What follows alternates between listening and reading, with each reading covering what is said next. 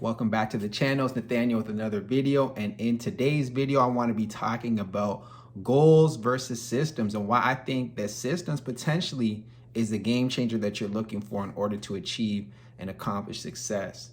Now, when looking at goals, we all set goals, right? I mean, whether it's to lose weight, to land our dream job, get our dream car, whatever the case is, we all set goals to try to achieve something.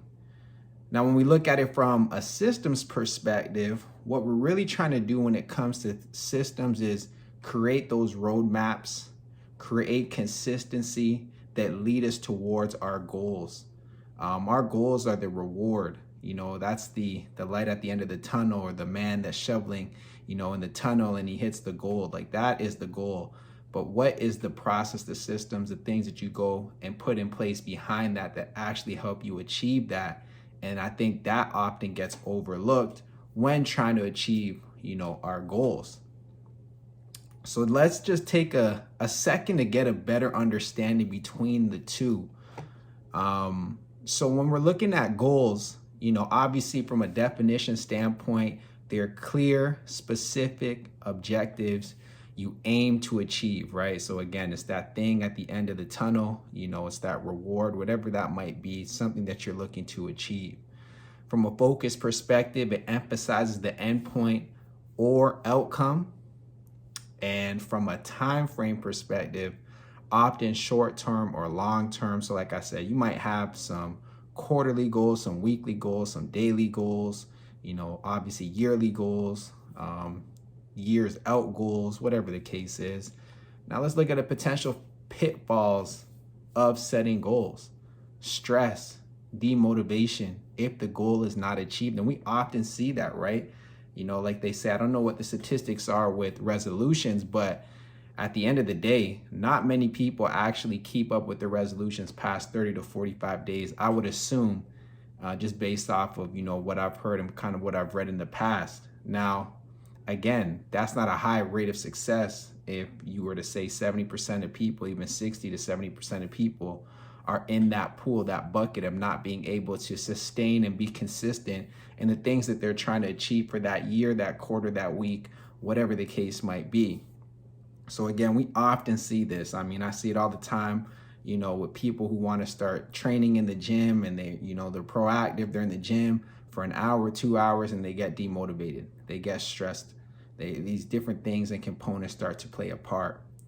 Now, when we look at it from a systems perspective, again, looking at the same core elements, by definition, it's a structured process and routines designed for continuous improvement, right? So you're constantly refining these. You're constantly refining your systems. You're constantly refining the processes. You're constantly reevaluating, taking some time to reflect. It's kind of like an artist when they're, painting the art. They're always told to take a step back, get a different perspective of what you're painting. You don't want to be so hyper-focused and so involved to the point where you can't see the bigger landscape and how potentially you could start to position things, right? So you want to have that type of mindset where you could always take a step back, reevaluate what's been going on, what's been working versus what's been not working, and then go from there in terms of how you could change it. From a focus perspective, it centers on the process and habits rather than a specific outcome. So again, what you want to create with systems is something where you're going to be, habitual in the way that you move about your day. A perfect example for myself, being in real estate and, obviously having to talk to sellers and things of that nature, you want to kind of structure your days differently. You don't want to keep doing the same thing over and over. Of course, you're going to get demotivated doing that. It's like eating the same food every single day. Eventually, it's going to become tasteless and dissatisfying. So how do I mix it up? Well, on Mondays, I might look at markets, call it Market Monday. On Tuesdays, we're generating leads. Wednesday, we're following up. Thursday, we're presenting offers. Friday, we're following up. Saturday, we're chasing some more new leads. Some type of theme, something like that, to just kind of make it spicy so you're not constantly doing the same thing over and over each and every day, day in and day out. And you give that self that time to have a break, where things, at times can be very stressful. There's a lot of pressure on yourself and the things that you have to get done. So this is a great way to be productive, be habitual, and create some type of routine system. From a time frame perspective, ongoing with a focus on daily or routine activities. So again, when we're thinking about that, it's a hyper focus that you're creating, but from again, a more daily structure, a routine structure. So how do I do this when it comes to my day to day? Well, I'll have time blocks, right? So maybe from 9 to 12, I'm generating leads. From 12 to 2:30, I'm getting away from work. Then from 2:30 to about 5:30, I'm back generating leads or following up with meetings or things of that nature. From 5:30 to 6, I might be checking emails. And then from 6 to 7:30, I might just be doing some menial tasks. So again, just kind of breaking down your day is a way that you can create that in terms of, the time frame of an ongoing focus where you can stay consistent and in a routine. From a benefits perspective, constant progress, sustainable changes, and adaptability. Again, systems allow you to pivot. You can't really be upset with yourself because you're constantly refining it anyways. It's a continuous movement. It's flow, just like a river, right? Like you just want it to continue to flow. There's no halts, there's no stops. It doesn't allow you to kind of get down on yourself because you know that you have an opportunity to change it for the next day, for the next week, for the next month. Or as sometimes when we get stuck so much on our goals, again, it's hard to see what we're doing wrong or what we can't, restructure, reorganize, or things of that nature. And again, that kind of leads to that demotivation, that stress, and things of that nature. So I wanted to present a story to you, so how you guys can use systems. And this is from one of my favorite books called Kaizen. And essentially the author in this book at one point is illustrating how he's a psychologist, but he's kind of illustrating how he goes about dealing with people who are trying to accomplish fitness goals. And I think fitness would be the best use at explaining this, because again, I think everybody's trying to accomplish some type of fitness goal. And this is often what I tell people and how I help people, the advice that this gentleman, he gives. So the story goes, somebody comes to him and they're a bit overweight and they're looking to lose weight for the year. They're looking to accomplish, whatever type of goals they're trying to accomplish, less body fat, a bit more toned, et cetera, better eating habits.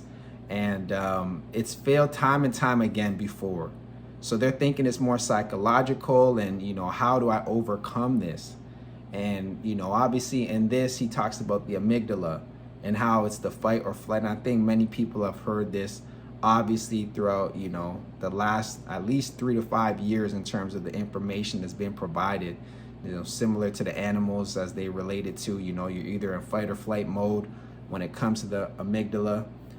And essentially, to overcome this, you have to kind of play games with your brain, because your brain will create illusions much like a mirage. You're going to see the water, but you think the water is there. You get closer and obviously it's not there. Your brain has the ability to do that. It's a form of magic, right? Like magic is all illusions. It's not necessarily, what you can see. It's what you can't see. So in order for them to get over this, the system that he creates for them is one that hyper focuses on habitual and, consistent routine or daily routines that they can accomplish that isn't as scary as, going to the gym. Because when you think about going to the gym, right, it's not just going to the gym that you're subconsciously thinking about. You're thinking about getting ready, driving, getting there, warming up, hopefully getting the equipment that you could get. Then afterwards, you got to shower, you got to eat, and then not to mention the next day you're going to wake up feeling sore. So when you think about all of these different things that are subconsciously going through your mind, if you're not used and it's not a lifestyle for you to show up and go to the gym, it's going to be that much more difficult to make it consistent when you're trying to do it for an hour. Your amygdala is going to be like, well, shit, I could just sit here, I could just watch TV, I could do this, I could do that. What I got to go to the gym for? I mean, it seems to be working for me. You know, my life is going pretty good for the most part. Yeah, I'm a bit overweight, but who cares? And that's how you subconsciously, your mind starts telling you, you know, your fears and things of that nature. And they come to the surface in your actions, not necessarily how you think, because you might not think like that. But again, your amygdala is playing a vital part in holding you back from accomplishing many of the things that you can accomplish. So what's his advice? What's the system that he creates in order to overcome this and to actually play the game on, you know, the amygdala? Well, essentially what he says in the book, and I can't quote it word for word, but essentially what he does is he has these people march in front of the TV for 1 minute a day for 30 to 45 days. Now somebody think, what the hell does that have to do with systems and things of that nature? Well, again, if we go back to what a system is essentially creating continuous and routines to then accomplish, you know, set goal or something of that nature. So again, you have to create the habits, you have to create consistency, you have to create improvement and refinement, okay, in order to accomplish what you're looking to accomplish. Now, what does marching in front of the TV do? What it does is it allows you to show up, because it's not a daunting task. Anybody can march in front of the TV for a minute, and that's the whole point. You need to show up. You need to be consistent in your actions. How do you do that? You must start small. You cannot, you can't go for these grand, big things that you're trying to accomplish. Of course, if it's new to you especially, you're going to be fearful. So if you march in front of the TV, what's going to happen is you're actually going to get upset, and you're going to start looking at yourself a different way if you're able to be consistent. I'm not talking 15 days and you're upset because you're still marching in front of the TV for a minute. I mean, at the end of the day, if you're doing this as a long-term, let's say a long-term goal, well, what's 30 days to 15 years where this could eventually become a lifestyle for you? But if you can't show up for 30 days and at the 15th day you're getting upset and you stop, or you're getting upset and you want to do more, again, you're not creating the habits that need to be instilled in you. So you're showing up, marching in front of the TV. You're creating a time frame in order for you to be focused in this certain movement. And then from there, again, the benefits will reap itself, because after the 45 days, people got so upset that they just started going to the gym because it wasn't enough. But what did they create at that moment in time?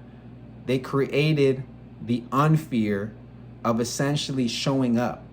And that's the biggest component. You know, I was always told from coaches, from people, you know, life is 70% showing up. So again, we're creating the habit of showing up. We're creating the system of showing up, and then being habitual in our actions and what we do. So again, take this into your daily life, your daily practices. You know, just understand the true values as it comes, or as it relates to systems, and how they can be more beneficial than actually chasing a goal. Because at the end of the day, when you're chasing a goal, you're blindsided because you're chasing it, right? It's just like an animal. When it's chasing its desired, and that's why the kill rate of, you know, a lion and all of these animals is extremely low. Whereas the lion, who I just watched a documentary, who's working with the monkeys, and the monkeys start to make some type of like signal or some type of call to the deer and all these different animals, you know, those systems work more effectively than the lions, who are just traditionally just trying to chase them down in a pack or something like that, right? But I say that you're blindsided because, again, your hyper focus is only on this, but it's not on getting better. It's not on being daily. It's not about showing up daily. It's not about being consistent. It's not about being habitual. It's just about trying to get what you can get. And again, the success rate, no wonder the success rate in the animal kingdom is so low, but just in general life with us is so low. because we're constantly chasing. We don't have that time to step back and understand, okay, if I could be consistent, if I could show up, if I could be habitual, those small incremental things will grow into bigger things. And the one thing I want to leave you guys with is thinking about life in two different ways. And I heard this recently from Myron Golden, is from a gap perspective and a gain perspective. Now, what does this mean? When you look at life from a gap perspective, you're always aiming it from where you are and where you should be. So right now I'm 28, and most 28-year-olds believe they should be, you know, a maybe 7-figure, 6-figure person who's doing all these different type of things, and they got cars and they got, you know, their own house and everything, and they're established, all of that stuff. Versus gain. And what is gain? Well, gain essentially is looking at life and looking back at the incremental things that you did in the past and saying, wow, I've actually gained so much in life. I've gained so much more knowledge. I have so much more wisdom. I have more consistency. I have routines. You know, I have these little things that I've been doing, but it's like it's paid so much in dividends, right? And again, I think it, you know, this was life-changing for me in terms of creating systems. Because again, no longer can I get down on myself. I always had an opportunity to improve. I always had an opportunity to get better. And that's what I leave you with. I want you guys to get better. Remember, progress is a process. On this channel, all we want to do is help you achieve whatever it is that you want to achieve through habitual habits, through continuous growth, and through the understanding that it's okay to make mistakes. It's okay to fall. It's okay. You just got to get back up, dust it off, and figure out what you can do better the next time. So I'll leave you with that. Please like, comment, and subscribe to the channel if you enjoyed this video. Please get this video out there, guys and women. And I hope to see you in the next one. This is Nathaniel signing out. Peace.